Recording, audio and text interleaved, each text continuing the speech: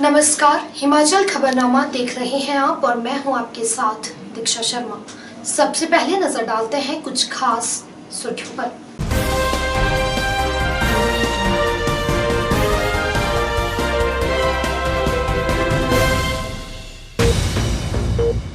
केंद्रीय रक्षा मंत्री राजनाथ सिंह ने प्रदेश के राज्यपाल बंडारू दत्तात्रेय से दूरभाष पर कोविड-19 से निपटने को लेकर राज्य की स्थिति पर की चर्चा।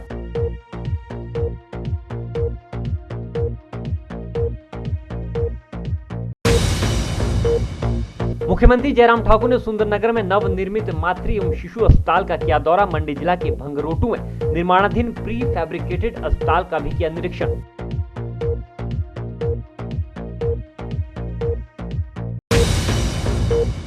कोरोना के बढ़ते मामलों को देखते हुए प्रदेश सरकार के फैसले के बाद शिमला जिला प्रशासन ने लगाई नई बंदिशें। अंतर्राज्यीय आवाजाही के लिए कोविड ई पास किया अनिवार्य।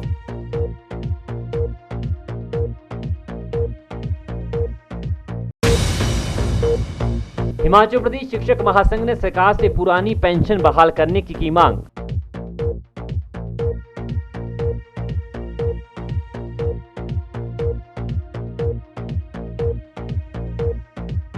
सुर्खियों के बाद अब खबरें विस्तार से। केंद्रीय रक्षा मंत्री राजनाथ सिंह ने राज्यपाल बंडारू दत्तात्रेय से दूरभाष पर बातचीत कर कोविड-19 को लेकर राज्य की स्थिति और सुविधाओं को लेकर चर्चा की। उन्होंने राज्यपाल से कोरोना महामारी के खिलाफ लड़ाई में राज्य के पूर्व सैनिकों को शामिल करने और सैन्य व्यवस्था का लाभ लेने का सुझाव दिया। वहीं राज्यपाल ने केंद्रीय रक्षा मंत्री द्वारा हिमाचल के प्रति उनकी चिंता पर आभार व्यक्त करते हुए कहा कि प्रदेश में कोरोना महामारी के खिलाफ मिलकर लड़ाई लड़ी जा रही है। उन्होंने कहा कि राज्य में पूर्व सैनिकों और सैन्य व्यवस्था के नेटवर्क इस दिशा में पहले से ही क्रियाशील है, जिसका लाभ और प्रभावी तरीके से लिया जाएगा ताकि इस लड़ाई में विजय हासिल की जा सके। रक्षा मंत्री श्री राजनाथ सिंह जी से मुझे टेलीफोन आया था। टेलीफोन में उन्होंने हिमाचल प्रदेश की कोरोना परिस्थिति के बारे में जानकारी ली है और साथ ही साथ उन्होंने सूचना भी आदेश भी दिया है कि हिमाचल प्रदेश में ज़्यादातर के लोग जो हमारे एक्स सर्विसमैन हैं और सेना के जो भी यहाँ पर जो इंस्टीट्यूशंस है, ये सारे विषयों को ध्यान में रखते हुए कैसे इन लोगों की सहायता लेना चाहिए और सहायता करना चाहिए, इस विषय पर उन्होंने मुझे विस्तार रूप से सूचना दिया है। मैंने उनसे कहा था कि हिमाचल प्रदेश में अच्छी संख्या में पूर्व सैनिक हैं और हमारा सरकार पहले ही इस विषय के बारे में बहुत से कदम उठाए गए और उनकी सूचनाओं को मद्देनज़र रखते हुए हम लोग एक एक्शन प्लान तैयार करके ये हमारे पूर्व सैनिक लोगों को, उनकी सेवाओं को और जितने भी यहाँ पर सेना के इंस्टीट्यूशंस है, इंफ्रास्ट्रक्चर है, उसको उपयोग में लाकर यहाँ के कोविड परिस्थिति के ऊपर विजय प्राप्त करने के लिए हम बराबर जो है इसका सारा उपयोग करने का हम एक्शन प्लान करेंगे। ऐसा मैं राजनाथ सिंह जी से बताया था।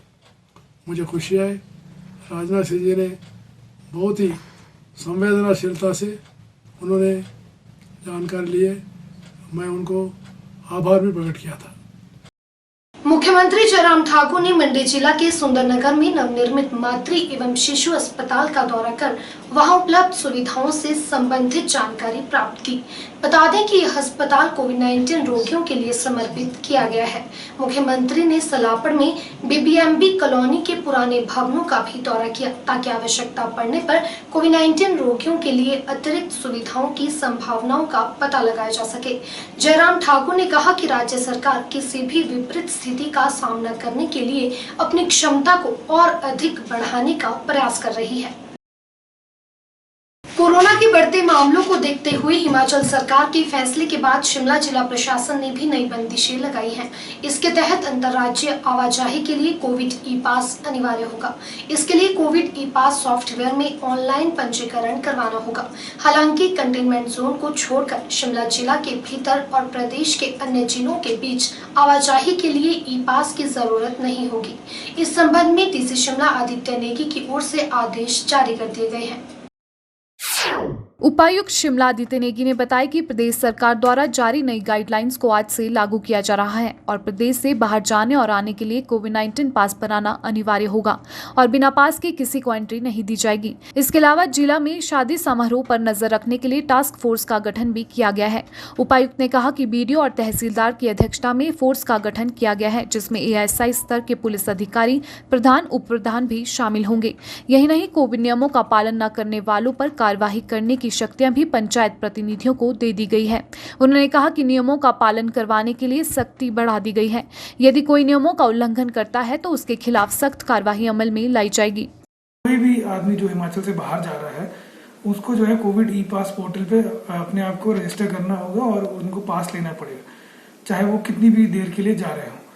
इसके अलावा जो शिमला में आना चाहते हैं हॉटस्पॉट से, जो हमारे 7 ऐसे स्टेट्स हैं जिनको हॉटस्पॉट डिक्लेयर किया गया, ये नंबर चेंज होता रहता है, तो वहाँ से जो लोग वापस आ रहे हैं उनको जो है 14 दिन के लिए होम क्वारंटाइन या इंस्टीट्यूशनल क्वारंटाइन होना पड़ेगा। इसके अलावा जो है ऐसे लोगों को जो है होम क्वारंटाइन नहीं होना पड़ेगा जिन लोगों का जो है RT-PCR नेगेटिव रिपोर्ट होगी 72 आवर्स पहले की। यहाँ आने से 72 आवर्स पहले की अगर उनकी RT-PCR रिपोर्ट नेगेटिव है तो उनको नहीं होना पड़ेगा। उसके अलावा जिन लोगों को 2 वैक्सीन की डोज लग गई है और दूसरे वैक्सीन के बाद 14 दिन का टाइम हो गया है, उनको भी जो है वो आपका क्वारंटाइन होने की आवश्यकता नहीं है। जो लोग हॉटस्पॉट से आ रहे हैं वो 6 या 7वें दिन जो है अपना RT-PCR टेस्ट करवा सकते हैं। अगर वो RT-PCR टेस्ट में नेगेटिव आते हैं तो उनको भी फिर जो है उनका होम क्वारंटाइन पीरियड भी उसी तर्ज पे समाप्त हो जाएगा। इसके अलावा जो भी बाहर से जो लोग आ रहे हैं, इवन अगर हॉटस्पॉट से भी आ रहे हैं, तो 72 आवर्स में अगर वो वापस चले जाते हैं, वो मेडिकल या मेडिकल बिजनेस पर्पज से आते हैं और यहाँ के लोगों से नहीं उनकी मुलाकात होती, मतलब लोग पब्लिक गैदरिंग टाइप में नहीं शामिल होते, तो उनको भी क्वारंटाइन होने की आवश्यकता नहीं है। इसके अलावा जो भी लोग आएंगे उनकी सूचना जो है वो हमें, जहाँ पे हमारे जैसे इंटर स्टेट बैरियर्स हैं जैसे परवाणू में, काला आम वगैरह में, तो वहाँ से हमारे पास उसकी सूचना आएगी। वो सूचना हम आगे SDMs को देंगे और वही सूचना आगे पंचायतों को जाएगी। इसी तरह हमारे जो अपने ज़िले के 2 इंटर स्टेट बैरियर्स हैं, एक रोडू में, एक चौपाल में, तो वहाँ पे भी जो है पुलिस ऐसे लोगों की जो है वो चेकिंग करेगी कि उनके पास कोविड पास है कि नहीं। अगर नहीं होगा तो वहीं मौके पे बनाया जाएगा उसको, और फिर उनकी सूचना भी जो जिस भी वो ज़िले में जा रहे हैं, सब डिवीजन में जा रहे हैं, वहाँ पे आगे उसको ट्रांसमिट किया जाएगा। इसके अलावा जो है हमने एक टास्क फोर्स बनाई है अपने ज़िले में, जो ये शादियों और बाकी SOPs को चेक करने के लिए। उस टास्क फोर्स में जो है तहसीलदार और BDO कंसर्न जो है वो मतलब अलग अलग टास्क फोर्स जो है बनाई जाएंगी। उसमें BDO और तहसीलदार जो है वो उसके चेयरपर्सन होंगे। उसमें पुलिस की तरफ से जो है ASI रैंक से अभाव के लोग होंगे, और इसके अलावा जो भी संबंधित प्रधान, उप प्रधान वगैरह जो पंचायत के लोग हैं वो भी इसमें सम्मिलित किए जाएंगे। इसके अलावा हमने जो आदेश जारी किए उसमें ये भी कहा है कि जो हमारे पंचायत के जो प्रतिनिधि हैं वो लोग भी जो है ऐसे लोगों के खिलाफ कार्रवाई करने की उनको पावर्स दी है। जो लोग कोविड अप्रोप्रिएट बिहेवियर फॉलो नहीं करते या कोविड की जो गाइडलाइन है, दिशा निर्देश है, उनको फॉलो नहीं करते, तो उनके विरुद्ध ये भी कार्रवाई कर सकते हैं। इसके अलावा जो है जो भी ऐसे लोग होंगे जो बाहर से आएंगे उन पे निगरानी रखने के लिए जो है जो पंचायत के प्रतिनिधि हैं वो उनको सक्षम कर दिया गया है, और वो देखेंगे कि ये जो है पंचायत जो ये लोग बाहर से आए हैं वो लोग जो है होम आइसोलेशन या होम क्वारंटीन जो है वो जंप ना करें। अगर कहीं ऐसा मुद्दा आता है कि वो कहीं ऐसा होता है कि वो लोग जंप करते हैं तो उनके विरुद्ध जो है फिर वो ये लोग नियम अनुसार कार्रवाई भी कर सकते हैं। इसके अलावा जो है ये सर्वेलेंस भी रखेंगे, और जो ऐसे कहीं ऐसा भी हो सकता है कि किसी के घर में जो है दो ही लोग हों और वहाँ पे जो है दोनों जो है पॉजिटिव हों या दोनों जो है क्वारंटीन में हों, तो ऐसे केस में जो है उनको जो राशन और डेली नीड्स के जो सामान है वो पहुँचाने के लिए भी हमने जो है इनको पंचायतों को निर्देशित किया है कि ऐसे लोगों को की जो ज़रूरत की सामान है वो लोग जो है वो इसको टाइम टू टाइम जो है ऐसे लोगों तक पहुँचाए। हमीरपुर जिला में कोविड संक्रमितों के बढ़ते ग्राफ को देखते हुए जिला प्रशासन ने स्वास्थ्य विभाग से 100 ऑक्सीजन सिलेंडर देने की मांग की है ताकि किसी विषम परिस्थिति में ऑक्सीजन की कमी न हो। हमीरपुर मुख्य चिकित्सा अधिकारी आर.के. अग्निहोत्री ने बताया कि ऑक्सीजन की कमी को देखते हुए जिला प्रशासन ने स्वास्थ्य विभाग से जिला को 100 ऑक्सीजन सिलेंडर प्रदान करने की मांग की है। वहीं उन्होंने बताया कि हमीरपुर में 72 संक्रमित मरीज कोविड केयर सेंटर में उपचाराधीन है, जिनका पूरा ख्याल रखा जा रहा है।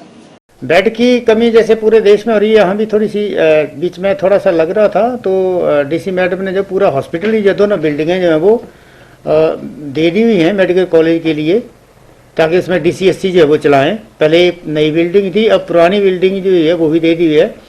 और उसमें अभी आज सुबह की रिपोर्ट जो थी इसमें 72 हमारे पेशेंट जो थे वहाँ पे दाखिल हैं और ये कहा गया कि लगभग 100 के करीब यहाँ किए जाएँ। इसी के साथ जो है हम बाकी जगह भी देख रहे हैं। आज शाम को जैसे फिर वो और जगह जहाँ पे ज़्यादा लोग हम रख पाएँ उस जगह को आइडेंटिफाई करके आज बताएं, ताकि हम आने वाले टाइम में 5-4 दिनों में और 100-150 पेशेंट्स की है उनकी, और जिससे कि सरकार के निर्देश हैं और हमारा भी प्रयास है कि अगर जो आदमी घर पे रहता है, होम आइसोलेशन जिसको कहते हैं, उसमें रह सकता है तो ज़्यादा अच्छा है। जो पिछले कल का आंकड़ा था उसमें 1282 लोग हमारे पास एक्टिव केस थे, तो उसमें से 1204 लोग जो हैं वो होम आइसोलेशन में ही हैं और 62 थे जो वो DCSC में थे, हॉस्पिटल में थे, 10 जो थे हमारे बाहर गए थे DCH में। तो इस तरह से ये लोग जो हैं ज़्यादातर घरों में रख रहे हैं।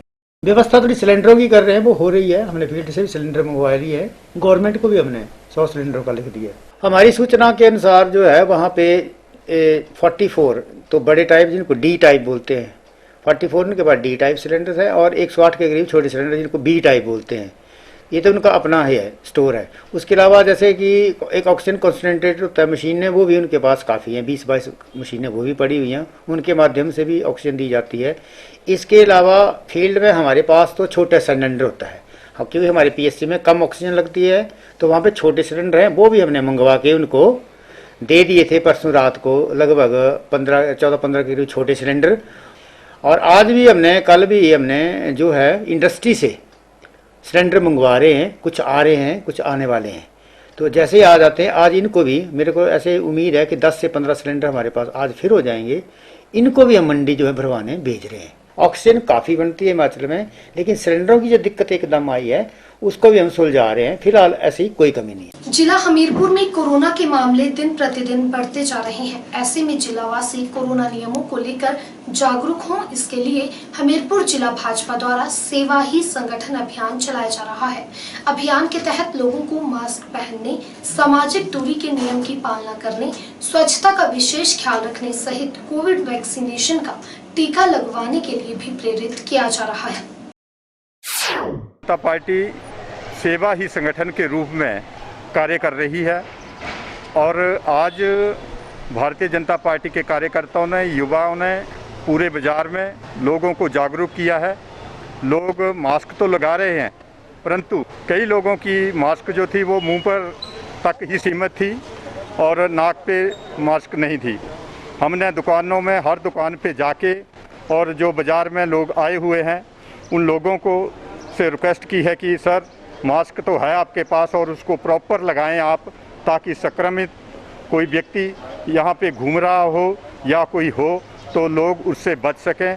और इस महामारी के दौर में भारतीय जनता पार्टी उन लोगों के साथ पूरी तरह कंधे से कंधा लाके है जो संक्रमित हुए हैं। हमने पिछली बरस भी मास्क वितरित किए थे, सैनिटाइज़र वितरित किए थे। इस बारी भी हम इस तरह के कार्य लोगों के बीच में जाके करेंगे और लोगों की सेवा करेंगे। ये आज हमने जो बाज़ार में मास्क बांटे और अपना लोगों को अवेयरनेस किया है कि मास्क पूरा के पूरा अपने नाक तक लगाएं और अपना हाथों को सैनिटाइज करें, बेमतलब से बाज़ार में ना आए, ज़रूरी काम से ही बाज़ार में आए। कोरोना की दूसरी लहर में बढ़ते कोविड मरीजों को इलाज के दौरान रक्त की कमी से न जूझना पड़े, इसके लिए कॉम्पिटेंट फाउंडेशन द्वारा शिमला में रक्तदान शिविर लगाया गया। शिविर में काफी लोगों, विशेषकर युवाओं ने रक्तदान किया। शिविर के दौरान केंद्रीय स्वास्थ्य मंत्री हर्षवर्धन, केंद्रीय वित्त राज्य मंत्री अनुराग ठाकुर और प्रदेश भाजपा प्रभारी संजय टंडन ने वर्चुअल माध्यम से जुड़कर रक्तदाताओं की हौसला अफजाई की। शिविर के दौरान कोविड नियमों का सख्ती से पालन किया गया। आज हम यहाँ पे ब्लड डोनेशन कैंप का ऑर्गेनाइज करा है हमने शिमला में। 13 लोकेशंस पे ये ब्लड डोनेशन कैंप साइमल्टेनियसली चल रहा है। इस समय जब हम आपसे बात कर रहे हैं उसमें से एक शिमला है। शिमला को हम लोगों ने यहाँ पे स्पीयरहेड करा है। किरण बाबा जी हमारे साथ है, गीतांजलि जी हमारे साथ है और हमारे जितने यहाँ संस्था के लोग हैं उन लोगों ने इस पर स्पीयरहेड करा है। इसमें अभी डॉक्टर हर्षवर्धन जी जो हमारे माननीय हेल्थ मिनिस्टर है भारत सरकार के, वो जुड़ रहे हैं वर्चुअली। अनुराग ठाकुर जी जुड़ रहे हैं वर्चुअली और साथ में संजय टंडन जी इसको ओवरऑल देख रहे हैं। तो जो मेन हमारा जो मकसद है, ऑब्जेक्टिव है इस ब्लड डोनेशन का, आपको पता है अभी महामारी पैंडेमिक का सेकंड वेव चल पड़ी है और ये बहुत ही भयंकर वेव है। ब्लड की ज़रूरत कभी भी पड़ सकती है। तो ब्लड बैंक को ब्लड की कोई भी डेफिसिट ना रहे, उनको कोई कमी ना रहे, तो उसके लिए आज हमने यहाँ पे मोबिलाइजेशन करी और हमने यहाँ पे बहुत अच्छी तरह से इसको सोशल डिस्टेंसिंग के साथ और लगातार हम इलेक्ट्रॉनिकली 10 दिन से लोगों से संपर्क में हैं। उनको हमने टाइम स्लॉट्स दिए हैं और वो टाइम स्लॉट्स के हिसाब से यहाँ पर आएंगे जिससे कोई भीड़ ना लगे। और साथ ही साथ हमने सब लोगों को यहाँ पे ये गुजारिश करी है कि आप डबल मास्क पहनकर आएँ, किसी तरह से कोई भी जो वायरस है वो हमारी वजह से स्प्रेड ना हो। तो इस बात का हमने बहुत विशेष ध्यान यहाँ पर रखा है और किसी तरह से कि हम यहाँ भीड़ भाड़ नहीं उड़ने देंगे।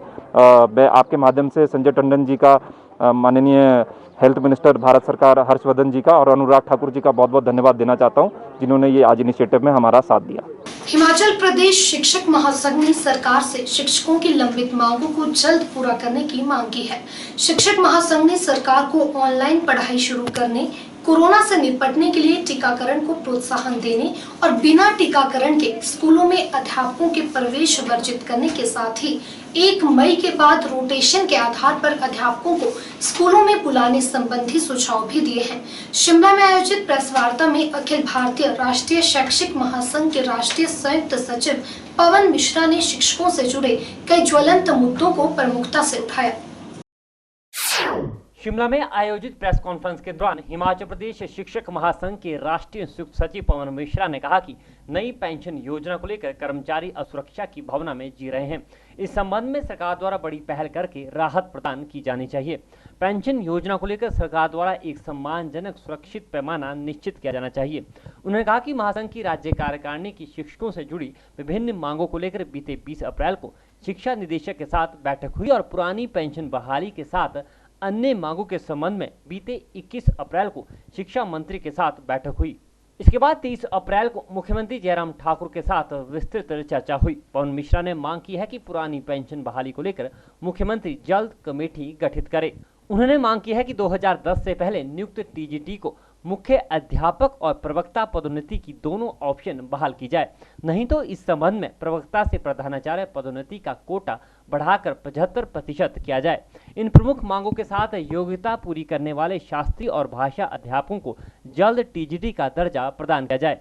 शिक्षक महासंघ ने प्रवक्ता स्कूल नियुक्त की जगह सीधे रूप से प्रवक्ता शब्द बहाल करने, लंबे समय से काम कर रहे कंप्यूटर शिक्षकों के लिए तर्कसंगत नीति बनाकर शिक्षा विभाग में समायोजित करने, नए वेतनमान की सिफारिशों को प्रदेश में लागू करने के साथ ही जल्द प्रधानाचार्यों की पदोन्नति करने की भी मांग की है। माननीय मुख्यमंत्री जी से 23 अभी अप्रैल को बात लिखी की, हमने विषय रखा कि भी पुरानी पेंशन नीति पर आपको सोचना चाहिए। उन्होंने कहा कि मैं जल्द ही एक कमेटी की घोषणा करने वाला हूं, क्योंकि पुरानी पेंशन का मुद्दा केंद्र से जुड़ा हुआ है। तो हम कमेटी बनाकर कैसे जो कर्मचारी हैं उनको सुरक्षित किया जा सके, तो उस पर हम जल्दी कमेटी में सुझाव केंद्र से देंगे और सरकार जो राज्य से जो कर पाई वो हम करेंगे। इसमें दूसरा विषय जो बहुत ही महत्वपूर्ण था कि ये जो टीजीटी से प्रवक्ता बनते थे, प्रवक्ता से मुख्याध्यापक बनते थे पहले, पर 2010 में बंद कर दिया कि जो प्रवक्ता बन जाएगा वो प्रवक्ता के रास्ते प्रधानाचार्य बन जाएगा और टीजीटी से मुख्याध्यापक के रास्ते प्रधानाचार्य बन जाएगा। तो हमके जो पहले दोहरी जो ऑप्शन थी टीजीटी को बहाल किए जाए। अगर बहाल नहीं कर सकते हैं तो जो लोग टीजीटी से प्रवक्ता बन गए और वो प्रवक्ता से जब प्रधानाचार्य बनेंगे तो वो उनका कोटा वहाँ जोड़कर प्रवक्ता से प्रधानाचार्य के लिए 75% का कोटा दिया जाए और मुख्याध्यापकों के लिए 25% का कोटा दिया जाए। और एक एसएमसी का मुद्दा है, सभी जो पैट पैरा पीटीए जितने भी थे उन सबको जो है नियमित कर दिया गया, पर एक एसएमसी वर्ग छूट गया है। उन लोगों ने भी 8-9 वर्ष इस विभाग में अपने लगा दिए हैं, अगर आप उनको निकाल दिए तो कहाँ जाएंगे, सड़कों पे आ जाएंगे। तो सरकार संवेदनशीलता से विचार करे और इन लोगों को भी चरणबद्ध तरीके से तर्क संगत नीति बनाकर इन लोगों को भी नियमित करे या अनुबंध पर लाए, ऐसी हम चर्चा मांग माननीय मुख्यमंत्री माननीय शिक्षा मंत्री के सामने रखी है और उनको मुझे लगता है इस मांग को पूरा करना चाहिए। शिक्षा विभाग में जो टीजीटी है वो प्रारंभिक शिक्षा निदेशालय के अधीन आते हैं, परंतु जब आप पूरे स्कूलों में देखेंगे तो अधिकांश जो टीजीटी हैं प्रशिक्षणात्मक हैं वो हाई स्कूलों में काम करते हैं या राजकीय वरिष्ठ माध्यमिक पाठशालाओं में काम करते हैं जो कि उच्च शिक्षा के अधीन आती हैं। तो हमारा ये मत है कि टीजीटी को उच्च शिक्षा निदेशालय के अधीन ही लाना चाहिए, उनकी अपॉइंटिंग अथॉरिटी जो है डायरेक्टर हायर होना चाहिए। तो ऐसा मांग हमने रखी है और उससे जो प्रमोशन वगैरह में बहुत सी पेशगी आती है वो भी जो है दूर हो जाएंगी। और अपने एलटी और भाषा अध्यापक शास्त्री जो हैं ये बहुत समय से जो है ये मांग चल रही है कि भाई बहुत से जो अध्यापक हैं, चाहे भाषा अध्यापक हों चाहे शास्त्री हों, ये जो हैं इनकी योग्यता लगभग टीजीटी के बराबरी होती है। तो हमने ये मांग की है कि भाषा अध्यापकों और टीजीटी को शास्त्री को टीजीटी का दर्जा दिया जाए और जो लोग अपनी योग्यता पूरी उनको तुरंत कर दिया जाए, जिनकी योग्यता पूरी उनको समय दिया जाए और जो नहीं आना चाहते उनको यथावत जो है वो रखा जाए। डीसी ऊना राघव शर्मा ने जिला भर में मंगलवार देर रात से बदल रही परिस्थितियों के बारे में विस्तृत जानकारी दी। उन्होंने बताया कि मंगलवार रात 10 बजे से कोविड-19 के प्रसार को रोकने की दिशा में पहला कदम उठाते हुए नाइट कर्फ्यू को लागू किया जाएगा। डीसी ने बताया कि नाइट कर्फ्यू के साथ ही रात 12 बजे से जिला की तमाम सीमाओं पर पुलिस का पहरा बिठा दिया जाएगा। इसके साथ ही देश भर में कोविड-19 की दृष्टि से हाई लोडेड माने गए राज्यों से आने वाले लोगों के लिए कोविड-19 की नेगेटिव रिपोर्ट लानी जरूरी होगी, जबकि देश के किसी भी हिस्से से हिमाचल आ रहे लोगों के लिए कोविड-19 ई पास पोर्टल पर अपना पंजीकरण करवाना अनिवार्य है। जिला ऊना में मंगलवार रात 10 बजे से 10 मई तक नाइट कर्फ्यू लगाया जा रहा है। इस दौरान केवल मात्र जरूरी वस्तुओं की सप्लाई से जुड़े लोगों, स्वास्थ्य कर्मियों, उद्योगों में काम कर रहे कामगारों को आने जाने की छूट रहेगी, लेकिन इन लोगों को अपने साथ एक वैध पहचान पत्र जरूर रखना होगा। जबकि अन्य लोगों की कर्फ्यू की अवधि के दौरान जिला भर में मूवमेंट पूरी तरह से प्रतिबंधित रहेगी। इस दौरान मालवाहक वाहनों में चालक के साथ एक सहायक को भी कर्फ्यू अवधि के दौरान चलने की छूट रहेगी। वहीं बस और ट्रेन में सफर करने वाले लोग अपने टिकट कर्फ्यू अवधि के दौरान अपने गंतव्य तक पहुंचने के लिए पास रखेंगे। इन राज्यों से आने वाले लोग यदि अपने साथ कोविड-19 की नेगेटिव रिपोर्ट लेकर नहीं आते हैं तो उन्हें 14 दिन के लिए क्वारंटीन किया जाएगा, जबकि कोविड-19 की नेगेटिव रिपोर्ट आने पर वह बाहर निकल सकेंगे। कोविड-19 के बढ़ते प्रकोप को देखते हुए प्रदेश के बाहर से आने वाले लोगों को अब कोविड-19 ई पास पोर्टल पर अपना पंजीकरण करवाना आवश्यक होगा। इसके अतिरिक्त कोविड-19 की दृष्टि से हाई लोडेड राज्य से लौट रहे लोग अपने साथ कोविड-19 की ही नेगेटिव रिपोर्ट साथ लाना सुनिश्चित करेंगे। जिला ऊना में आज की कोविड की स्थिति अगर देखें तो हमारे 967 करके एक्टिव केसेस हैं और लगभग 15% की पॉजिटिविटी दर है।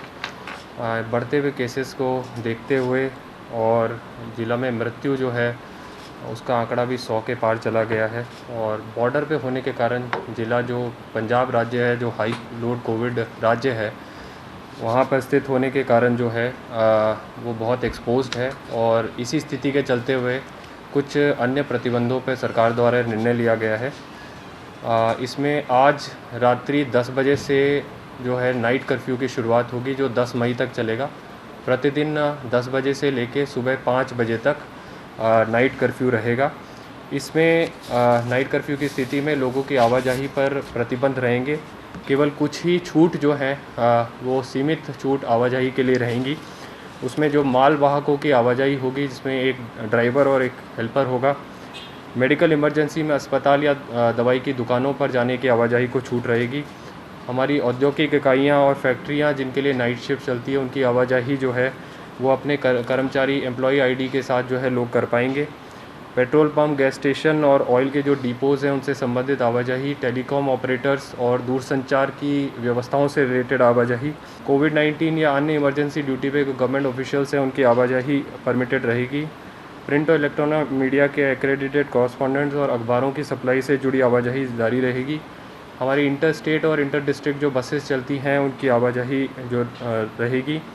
ट्रेन या बस से अगर आने वाले लोग 10 बजे के बाद घर जाते हैं उनकी आवाजाही परमिटेड होगी, या बस या ट्रेन बोर्ड करने के लिए जाते हैं वो टिकट अगर लेके चलते हैं उनकी आवाजाही परमिटेड होगी।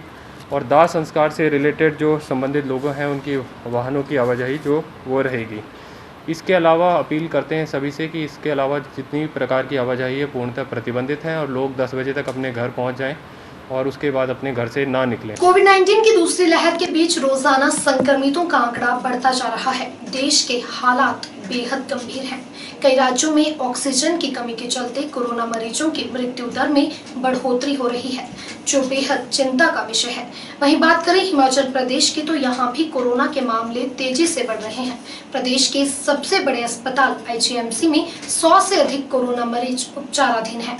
अस्पताल प्रबंधन की माने तो फिलहाल हॉस्पिटल में ऑक्सीजन की कोई कमी नहीं है। वहीं अगर आने वाले वक्त में स्थिति और खराब होती है तो उस परिस्थिति से निपटने के लिए भी ऑक्सीजन की उपलब्धता सुनिश्चित की गई है। पूरे देश में रोजाना कोरोना संक्रमितों की संख्या लाखों का आंकड़ा पार कर रही है। वहीं हिमाचल प्रदेश में भी कोरोना संक्रमितों का ग्राफ बढ़ता ही जा रहा है। प्रदेश के सबसे बड़े चिकित्सा संस्थान आईजीएमसी में भी रोजाना कोरोना संक्रमितों की संख्या बढ़ रही है। आईजीएमसी में वर्तमान में 100 से अधिक कोरोना मरीज उपचाराधीन है और फिलहाल ऑक्सीजन के अस्पताल में अभी कोई कमी नहीं है। आईजीएमसी के ऑक्सीजन प्लांट में प्रतिदिन 35 लाख लीटर ऑक्सीजन का उत्पादन करने की क्षमता है और अभी रोजाना डी टाइप के 600 ऑक्सीजन सिलेंडर भरे जाते हैं, जो वर्तमान में जरूरत के हिसाब से प्रचुर मात्रा में है। आईजीएमसी के ऑक्सीजन प्लांट में सेवारत केमिकल एनालिस्ट हरीश शर्मा ने कहा कि जिस तरह कोरोना के मामले बढ़ते जा रहे हैं उससे अनुमान लगाया जा सकता है कि स्थिति भविष्य में और ज्यादा गंभीर हो सकती है, जिसके लिए आईजीएमसी में अतिरिक्त ऑक्सीजन की भी उपलब्धता सुनिश्चित की गई है। उन्होंने कहा कि अभी यहाँ बनने वाले ऑक्सीजन का इस्तेमाल आईजीएमसी और केएनएच में किया जा रहा है। अभी तो हम फुलफिलमेंट कर रहे हैं सर, जैसे जितनी ज़रूरत है अभी आईजीएमसी और कमला नेहरू हॉस्पिटल में ऑक्सीजन की, वो हम फुलफिलमेंट कर रहे हैं उनकी नीड्स। और ये है 150 क्यूबिक मीटर का प्लांट लगा हुआ है और हम जो है 600 तक के सिलेंडर्स, डी टाइप के सिलेंडर्स हम फुलफिल कर सकते हैं, 600 डी टाइप के सिलेंडर्स। और कमला नेहरू हॉस्पिटल और आईजीएमसी की हम यहाँ से फुलफिलमेंट कर रहे हैं। और जितनी भी अभी रिक्वायरमेंट है ऑक्सीजन की, कोविड पेशेंट्स हो गए या अभी ओपीडी चल रही है, ऑपरेशन थिएटर्स चल रहे हैं, वो यहीं से ऑक्सीजन सप्लाई होती है उनकी, तो हम यहाँ से अभी सप्लाई कर रहे हैं। बट सर अगर अभी आगे आने वाली स्थिति अगर और भी ज़्यादा ख़राब होती है, इसलिए हमने plant liquid oxygen tank plant के लिए, लिक्विड ऑक्सीजन टैंक के लिए हमने परमिशन के लिए फ़ाइल भेजी है, एडमिनिस्ट्रेशन से बात की है। अब देखते हैं अब आगे प्रोसेस क्या चलता है, वो स्टेट गवर्नमेंट और एडमिनिस्ट्रेशन के ऊपर डिपेंड है। हम यहाँ पे सर 600 से 700 सिलेंडर हम भर रहे हैं सर, डी टाइप के। हाँ जी, 24 आवर्स प्लांट चल रहा है सर। कांगड़ा जिला में बाहरी राज्य से आने वाले किसी भी व्यक्ति को बिना कर्फ्यू पास के एंट्री नहीं मिलेगी। यह बात धर्मशाला में पत्रकार वार्ता के दौरान जिलाधीश कांगड़ा राकेश कुमार प्रजापति ने कही। उन्होंने बताया कि कर्फ्यू पास के लिए बाहरी राज्यों से आने वाले नागरिकों को ई पास पोर्टल पर पंजीकरण करवाना जरूरी होगा। अगर कोई नागरिक बिना पंजीकरण के प्रवेश करता है तो बैरियर्स पर ही पोर्टल में पंजीकरण करवाने के बाद प्रवेश मिलेगा। इसके अलावा जिले में सोमवार से शुक्रवार तक रात 10 बजे से सुबह 5 बजे तक नाइट कर्फ्यू लागू होगा, जबकि शनिवार और रविवार को व्यवस्था पहले की तरह रहेगी। धर्मशाला में पत्रकार वार्ता के दौरान जिलाधीश कांगड़ा राकेश कुमार प्रजापति ने कहा कि हिमाचल में आने वाले किसी व्यक्ति ने अगर कोविड आरटीपीसीआर परीक्षण नहीं करवाया है तो उसे अपने निवास स्थान पर 14 दिन तक होम क्वारंटीन रहना होगा।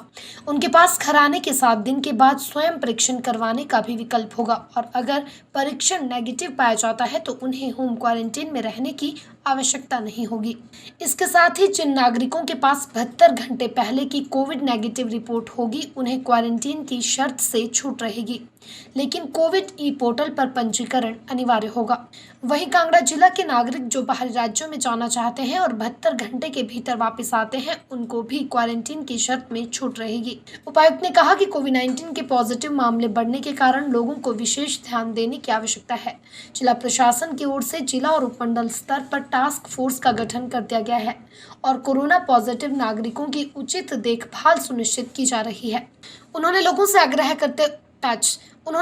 आग्रह करते हुए कहा कि विवाह समारोह व अन्य सामाजिक कार्यक्रमों में कोविड प्रोटोकॉल का पूरा ध्यान रखा जाए। इस महीने में लगभग 5,000 से ऊपर कोरोना पॉजिटिव केसेज आए हैं और लगभग 90 से ज़्यादा डेथ्स हुई हैं।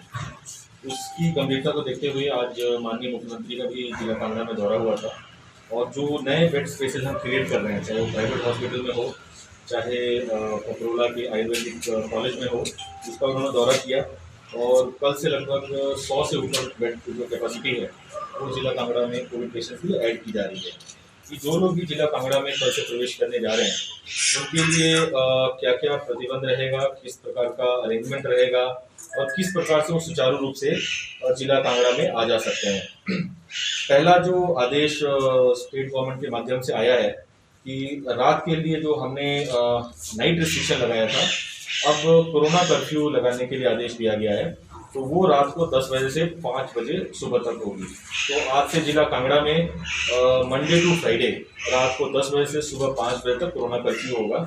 उसके अलावा जो सुचारू रूप से अपना कामकाज कर रहे हैं, जो ऑफिस चल रहे हैं, जो पिछला मेरा 144 का ऑर्डर था उसके हिसाब से कार्रवाई होगी।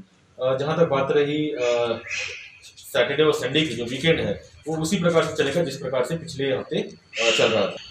डिस्ट्रिक्ट लेवल पर टास्क फोर्स कंस्टिट्यूट करने की बात की गई थी, तो ऑलरेडी वो टास्क फोर्स कंस्टिट्यूटेड है डिस्ट्रिक्ट लेवल पे भी, सब डिविजनल लेवल पे, और हम PRIs के माध्यम से जो हमारे होम आइसोलेटेड पेशेंट्स हैं उनका हम ध्यान रख रहे हैं। पहले तो जो लोग भी जिला कांगड़ा में एंटर कर रहे हैं, जो इंटर स्टेट बॉर्डर से एंटर कर रहे हैं, इंटर स्टेट मतलब हमारा संसारपुर टेरेस बॉर्डर हो गया, उसके बाद जो हमारा रियाली के पास फतेहपुर के साथ लगता है इंदौरा, और हमारा जो कंडवाल का बैरियर है, बस इन 4 सब डिविजन में जो इंटर स्टेट बैरियर है वहाँ की बात कर रहा हूँ मैं। तो ऐसे एंट्री के लिए अगर पिछले 72 घंटे में कोविड-19 नेगेटिव रिपोर्ट किसी के पास है तो उनको किसी भी प्रकार की कोई बाध्यता नहीं होगी। सिर्फ अपने कोविड ई पास सॉफ्टवेयर में जाकर अपने आप को रजिस्टर कर दें और सुचारू रूप से आ सकते हैं, उनको क्वारंटीन होने की ज़रूरत नहीं है। इसके अलावा अगर मान लीजिए कि कोई हॉटस्पॉट से आ रहा है, जो पहले भी हमने बताया था, चाहे रिलीजियस प्लेसेस से आ रहा हो या कुछ ऐसे स्टेट से आ रहा हो जहाँ पे लोड बहुत हेवी है, जैसे दिल्ली हो गया या महाराष्ट्र हो गया या अन्य कोई राज्य हो गया जिसकी लिस्ट हमने ऑलरेडी पहले सर्कुलेट की हुई है, अगर वहाँ से आता है तो उसको 14 दिन के लिए क्वारंटीन होना पड़ेगा अगर उसके पास पिछले 72 घंटे के अंदर की कोई रिपोर्ट नेगेटिव नहीं है तो। और अगर वो 14 दिन के लिए क्वारंटीन होता है तो भी उसके पास एक ऑप्शन रहेगा कि 7वें या 6ठे दिन अपना टेस्ट करा ले और अगर नेगेटिव आता है तो क्वारंटीन से बाहर आ सकता है। सबको ई पास सॉफ्टवेयर में एक बार के लिए रजिस्टर तो करना है, लेकिन आने जाने के लिए अगर कोई अंदर बाहर से 72 घंटे के लिए अंदर आ रहा है और अपना कामकाज करके बाहर जा रहा है तो वो एग्जेम्प्टेड है, किसी प्रकार की क्वारंटीन और किसी प्रकार का उसको टेस्ट कराने की जरूरत नहीं है। इसी प्रकार से मान लीजिए हिमाचल का कोई इंसान बाहर जा रहा है और किसी हॉटस्पॉट में जा रहा है, लेकिन जाकर वो 72 घंटे के अंदर आता है तो भी उसको किसी भी प्रकार का क्वारंटीन की जरूरत नहीं होगी। और सबको रजिस्टर करने की आवश्यकता है सिर्फ ई पास जो हमारा कोविड का है, उसके अलावा ये 2-3 जो कैटेगरीज हैं वो एग्जेम्प्टेड हैं। इसके अलावा अगर मान लीजिए कि किसी ने वैक्सीनेशन करा रखी है, किसी ने जो बाहर से आ रहे हैं वो वैक्सीनेशन करा रखे हैं और उनका मिनिमम 14 दिन का पीरियड हो चुका है वैक्सीनेशन कराने के बाद से, उनको भी क्वारंटीन होने की जरूरत नहीं है जिला कांगड़ा में आने के बाद। इसके अलावा अगर मान लीजिए कोई 20 दिन पहले, 6 महीने से 20 दिन पहले तक अगर कोरोना पॉजिटिव रहा है, उसको भी आकर यहाँ पे क्वारंटीन होने की आवश्यकता नहीं है। तो ये 4-5 कैटेगरीज थी जो मैंने एग्जामिनेशन आपको बता दिया।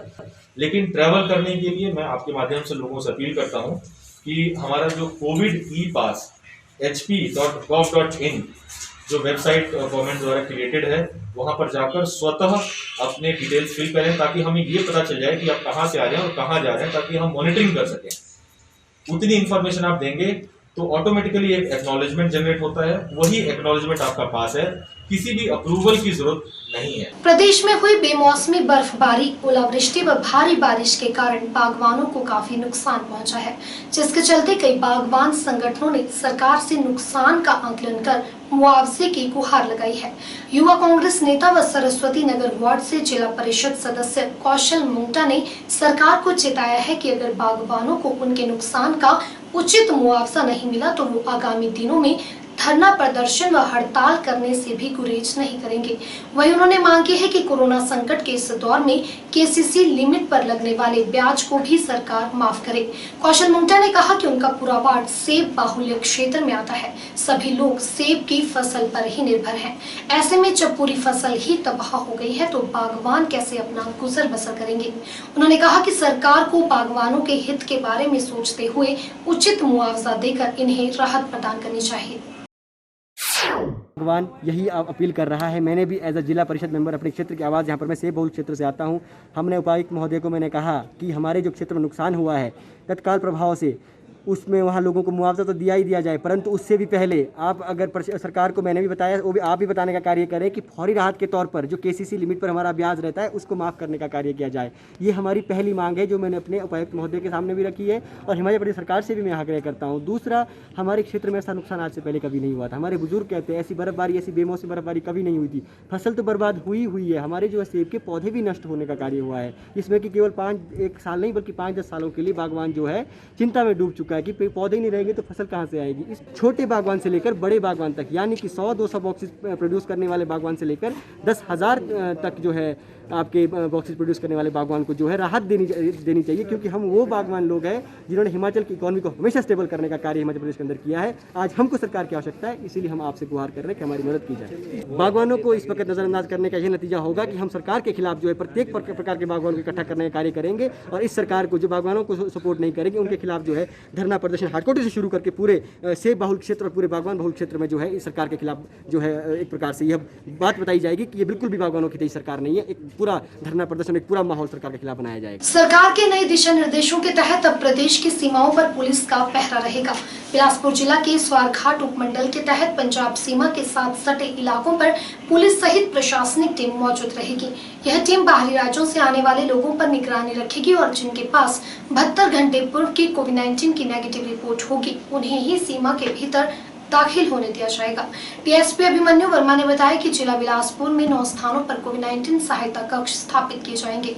उन्होंने बताया कि कोरोना महामारी के इस दौर में किसी भी व्यक्ति को परेशानी का सामना न करना पड़े, इसके लिए एक हेल्पलाइन नंबर 0197828409 जारी किया गया है, जो 24 घंटे सहायता के लिए मौजूद रहेगा। कोरोना को लेकर लगी बंदिशों के चलते देश भर में राम भक्त हनुमान जयंती बड़ी सादगी और श्रद्धा से मनाई गई। देवभूमि हिमाचल में भी इस पावन पर्व को बड़ी श्रद्धा और उल्लास से मनाया गया। राजधानी शिमला के खलीनी स्थित हनुमान मंदिर में भी आस्था पूर्वक हनुमान जयंती मनाई गई। मंदिर के पुजारी गगन शर्मा ने बताया कि हर वर्ष की भांति इस वर्ष भी हनुमान जयंती के अवसर पर मंदिर में सुंदर कांड का पाठ किया गया। हालांकि कोविड के चलते प्रदेश में सभी मंदिरों के कपाट श्रद्धालुओं के लिए बंद रहे। ऐसे में सभी ने अपने घरों में रहकर ही हनुमान जी की पूजा आराधना की। हर वर्ष चैत्र पूर्णिमा तिथि पर भगवान शिव के 11वें रुद्र अवतार हनुमान जी का जन्मोत्सव मनाया जाता है। राम भक्त और केसरी नंदन हनुमान जी का जन्म त्रेता युग में चैत्र पूर्णिमा तिथि पर सुबह के समय हुआ था। हनुमान जयंती पर बजरंग बली की विधिवत पूजा आराधना के साथ चोला चढ़ाने के साथ साथ तेल और सिंदूर चढ़ाने का भी विधान है। माना जाता है कि इस दिन हनुमान चालीसा, बजरंग बाण और हनुमान बाहु का पाठ करने से जन्म कुंडली के अकाल मृत्यु योग भी नष्ट हो जाते हैं। इनकी आराधना के फलस्वरूप सभी अशुभ ग्रह शुभ फल देने को विवश हो जाते हैं। आज वैशाख मास की पूर्णिमा तिथि को हर वर्ष के भांति हनुमान जयंती मनाई जा रही है। इस जन्म महोत्सव पर हनुमान जी के सुंदर कांड का पाठ हर साल होता था, पर इस साल कोविड-19 के कारण नहीं हो पाया। फिर भी हमने अपने पूजा पाठ रोज की भांति किया, हनुमान जी की आरती की, सभी विधि विधान से सुंदरकांड का पाठ भी हम थोड़ी देर बाद यहाँ करेंगे। और आप सभी को, देशवासियों को भी और प्रदेशवासियों को भी हम इस जन्म महोत्सव और हनुमान जी के शुभकामनाएं और आशीर्वाद। शिमला जिला के रामपुर व आसपास के क्षेत्रों में कोविड-19 के बढ़ते प्रभाव को देखते हुए रामपुर प्रशासन ने सभी विभागीय अधिकारियों के साथ बैठक की। सरकार द्वारा जारी दिशा निर्देशों का रामपुर उपमंडल क्षेत्र में कड़ाई से पालन हो सके, इसके लिए बैठक में रणनीति बनाई गई। इस दौरान विभिन्न विभागों के अधिकारियों ने अपने अपने सुझाव भी साझा किए। अधिकारियों ने बताया कि कोरोना से बचाव एवं सुरक्षा तभी संभव है अगर सरकार द्वारा जारी एसओपी का आम जनता कड़ाई से पालन करे। एसडीएम रामपुर सुरेंद्र मोहन ने बताया कि कोविड-19 के बढ़ते प्रकोप को देखते हुए क्षेत्र में नियमों का सख्ती से पालन हो सके, इसके लिए अधिकारियों को उचित दिशा निर्देश जारी किए गए हैं।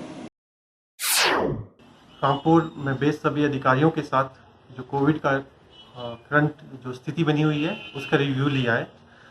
अभी पिछले कल ही सरकार ने नई रिस्ट्रिक्शन जारी की है तथा 20 अप्रैल को भी राज्य सरकार की ओर से कुछ दिशा निर्देश आए हैं। उसके बारे में रामपुर उपमंडल में कि प्रशासन की स्वास्थ्य विभाग की क्या रणनीति रहेगी उसके बारे में विचार विमर्श किया गया। इसमें सभी विभागों के पदाधिकारियों ने अपने काफ़ी अच्छे सुझाव भी दिए हैं। फर्स्टली एक तो हमारे पास जो डेडिकेटेड कोविड केयर हॉस्पिटल है कन्यारी में, उसमें हम जो बेड कैपेसिटी अभी 20 की है उसको हम इन्हांस करके 40 कर रहे हैं और आने वाले समय में हमने आगामी 10-15 दिन के बाद इसका रिव्यू लेकर हम जो बेड कैपेसिटी है दूसरे हॉस्पिटल में भी डेडिकेटेड कोविड केयर हॉस्पिटल के रूप में हम बनाने जा रहे हैं। इसके बारे में भी हमारा जो रूपरेखा है वो तैयार हो रही है। सेकेंडली जो डेडिकेटेड कोविड केयर सेंटर्स है हमारे पास पोस्ट हॉस्टल दत्तनगर 2-3 और जगह फैसिलिटीज़ है, तो वहाँ भी हम बेड कैपेसिटी इन्हांस कर रहे हैं।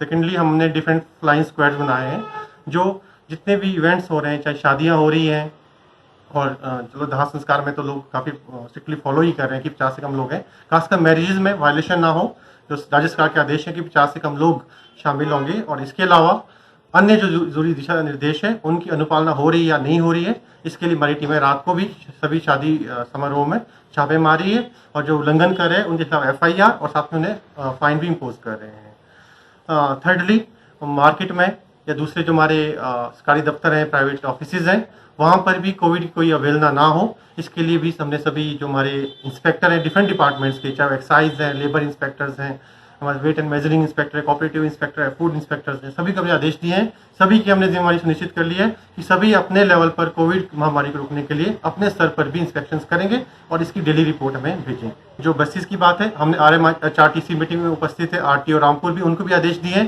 कि ये सरकार ने जो दिशा निर्देश दिए हैं कि 50% से ज़्यादा सवारियाँ नहीं होनी चाहिए बसेज में, उसकी प्रॉपर कंप्लायंस हो, इसके लिए उन्हें आदेश दिए गए हैं। इसके अलावा हमने BDO साहब को तथा EO साहब को भी आदेश दिए हैं कि वो सभी पंचायत क्षेत्रों में और MC एरिया में डेली बेसिस पर सोडियम हाइपोक्लोराइड से सैनिटाइजेशन इंश्योर करें और डेली बेसिस पे वहाँ पर सफाई होती रहे। कोरोना के बढ़ते मामलों के दृष्टिगत प्रदेश सरकार और जिला प्रशासन द्वारा जारी आदेशों की अनुपालना करते हुए नूरपुर प्रशासन ने क्षेत्र में और सख्ती बढ़ा दी है। एसडीएम नूरपुर डॉक्टर सुरेंद्र ठाकुर ने बताया कि पंजाब से सटे कंडवाल बैरियर पर प्रशासन द्वारा नाका लगा दिया गया है और वहां पर मॉनिटरिंग के लिए पुलिस और प्रशासन द्वारा टीमें गठित की गई हैं, जो जिला की सीमा में प्रवेश करने वाले हर व्यक्ति पर विशेष निगरानी रखेंगी।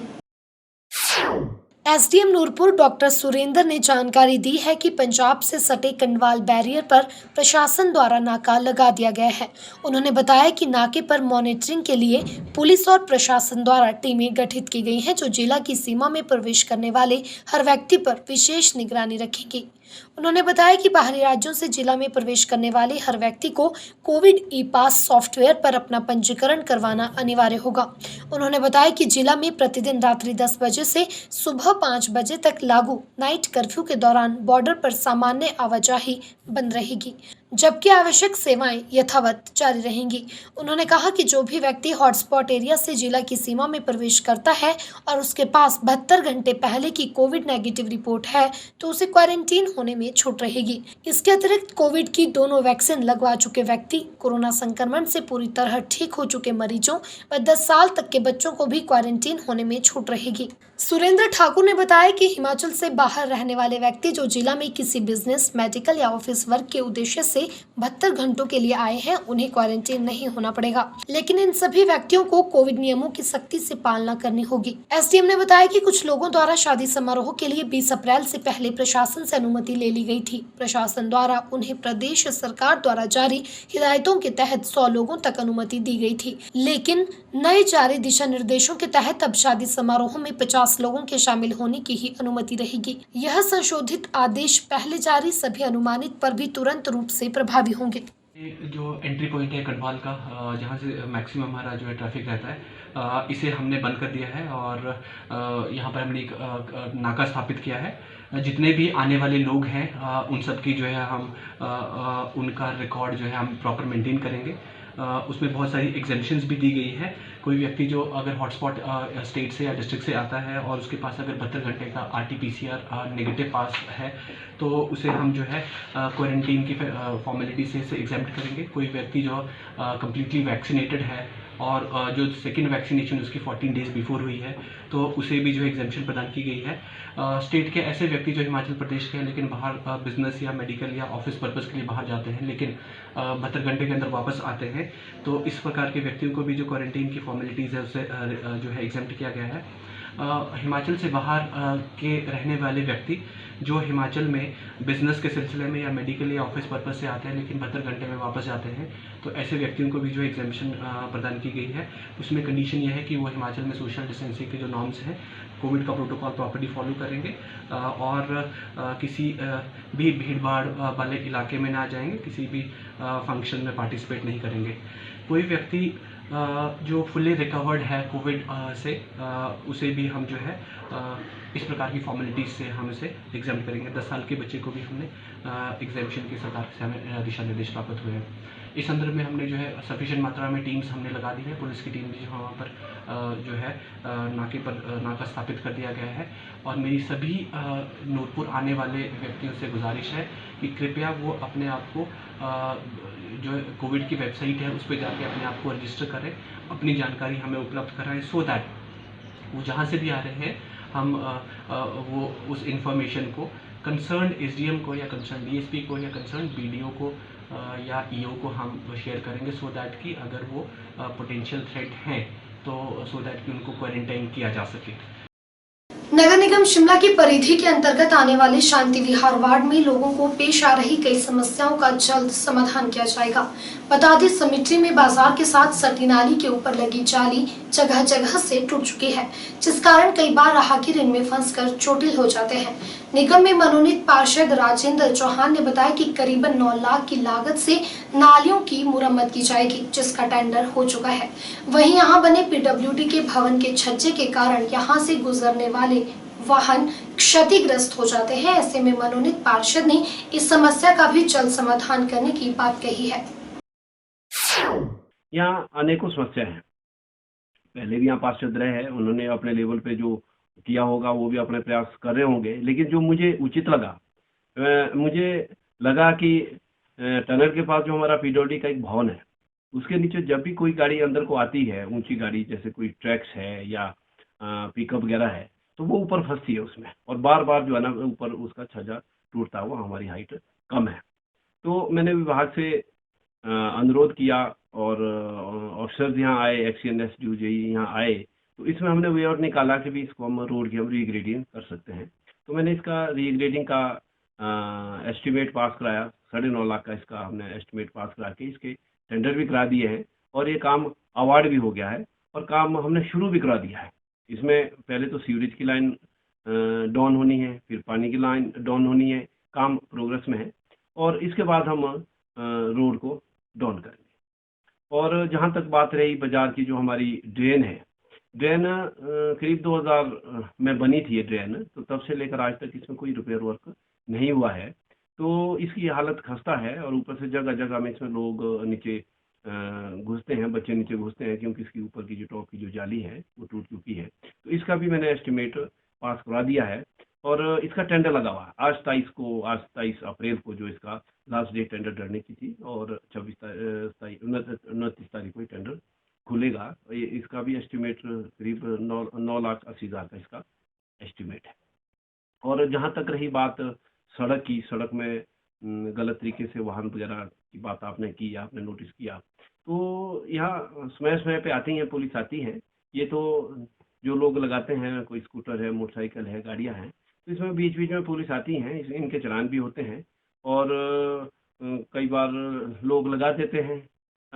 कई लोग जो गलत तरीके से लगाते हैं उनके बार बार प्रशासन इसमें कार्रवाई करती है। और कोविड के बढ़ते मामलों को देखते हुए सिरमौर जिला में लगाए जा रहे नाइट कर्फ्यू को लेकर जारी गाइडलाइंस के बारे में जानकारी देते हुए DC Sirmaur doctor R K. Paruthi ने बताया कि आदेशों के मुताबिक रात 10 बजे से सुबह 5 बजे तक कर्फ्यू रहेगा और इस दौरान सिर्फ आवश्यक सेवाओं से जुड़े लोगों की ही आवाजाही हो पाएगी। जिला प्रशासन द्वारा एसडीएम के नेतृत्व में विशेष टास्क फोर्स का भी गठन किया गया है, जो जिला प्रशासन द्वारा जारी आदेशों की अनुपालना सुनिश्चित करेगी। इसके अलावा जिला में और क्या कुछ व्यवस्था रहेंगी, जानते हैं जिलाधीश डॉक्टर परूथी से। उपायुक्त सिरमौर डॉक्टर आर.के. परूथी ने बताया कि जिला में 10 इंटरस्टेट बॉर्डर एरिया पर नाकाबंदी की जा रही है, जहां से आने वाले हर व्यक्ति से पूछताछ की जाएगी। उन्होंने बताया कि बाहरी राज्यों से बिना कोरोना रिपोर्ट व बिना पंजीकरण आने वाले व्यक्ति को होम आइसोलेशन में रहना होगा और जिस पर प्रशासन की पूरी निगरानी रहेगी। डॉक्टर परूथी ने बताया कि उद्योगों में कामकाज प्रभावित न हो, इसके लिए कामगारों की आवाजाही जारी रहेगी, मगर सभी उद्योगों को कामगारों के आई कार्ड जारी करने होंगे। साथ ही उद्योग परिसरों में कामगारों की कोरोना स्क्रीनिंग भी करनी होगी। उन्होंने बताया कि जिला में कोरोना संक्रमितों की संख्या लगातार बढ़ रही है और मौजूदा में 1376 एक्टिव केस की संख्या पहुंच गई है। उन्होंने बताया कि सिरमौर जिला में अभी तक 71,000 लोगों को कोरोना वैक्सीन की पहली डोज लगाई गई है और लोगों से अपील की जा रही है कि अपना पंजीकरण कर लोग वैक्सीन लगाने के लिए आगे आएं। डीसी ने बताया कि अगर जिला में कोरोना संक्रमितों की संख्या में बढ़ोतरी लगातार जारी रहती है तो इस सूरत में और पाबंदियां लगाई जाएगी। गौर हो कि राज्य सरकार द्वारा अन्य राज्यों से सटे राज्य के 4 जिलों पर नाइट कर्फ्यू लगाने का निर्णय लिया है। इसमें सिरमौर जिला भी शामिल है। में आज रात से 27 अप्रैल से 10 मई तक रात को 10 बजे से लेकर सुबह 5 बजे तक कर्फ्यू रहेगा। उसमें कोई भी इंडिविजुअल मूवमेंट अलाउड नहीं होगी। स्पेशल जो असेंशियल सर्विस हैं वही अलाउड होंगे। जो भी बाहर से व्यक्ति आ रहे हैं उसको कोविड जो हमारा पोर्टल है उस पर रजिस्ट्रेशन करवाना अनिवार्य होगा। उस रजिस्ट्रेशन के बाद जो उसका होम आइसोलेशन होगा उसके लिए हमारी पूरी जो टास्क फोर्स बनी है, हर बॉर्डर पे हमारे 10 बॉर्डर जो हैं वो एक्टिव होंगे, जहाँ पे लोगों की जो मूवमेंट है उनकी जो रजिस्ट्रेशन है उसका पूरा मॉनिटरिंग किया जाएगा। उसके बाद अगर वो होम आइसोलेशन में है तो कंसर्न पंचायत को उसका सूचना जाएगी, उसमें पंचायत पूरी एक्टिवेट होगी। हमारी जो मेडिकल की टीम है, आशा वर्कर हैं, आंगनवाड़ी वर्कर हैं, जो भी ऐसे बाहर से केस आएंगे उनको 14 दिन तक होम आइसोलेशन में रहना होगा। 6ठे या 7वें दिन वो अपना टेस्ट करा सकते हैं। अगर नेगेटिव आते हैं तो नॉर्मल लाइफ में वो पार्टिसिपेट कर सकते हैं। हर एक व्यक्ति जो भी बाहर से आने वाला है उसके लिए पंजीकरण आवश्यक होगा, ताकि उसकी जो क्वारंटाइन की रिक्वायरमेंट है या फर्दर हम उसकी कॉन्टैक्ट ट्रेसिंग देख पाएँ कि उस व्यक्ति की वजह से कोरोना में पॉजिटिविटी तो नहीं हो रही है। क्योंकि ज़िला सिरमौर में अप्रैल माह में जो कोरोना में काफ़ी केसेज में वृद्धि हुई है, 1376 के आसपास हमारे पास केसेज हैं। इसमें पॉजिटिविटी भी बढ़ी है, रिकवरी के रेट कम हुआ है और डेथ भी हुई है। क्योंकि जो स्ट्रेन्स हैं काफ़ी वीरुलेंट हैं, इन्फेक्शियस हैं। जैसे ही कोरोना पॉजिटिव आता है तुरंत व्यक्ति जो नेगेटिव है और उसे मास्क वगैरह का प्रयोग नहीं करता तो उसकी संक्रमित होने की संभावना बनी रहती है। हिमाचल खबरनामा के इस अंक में इतना ही। नमस्कार।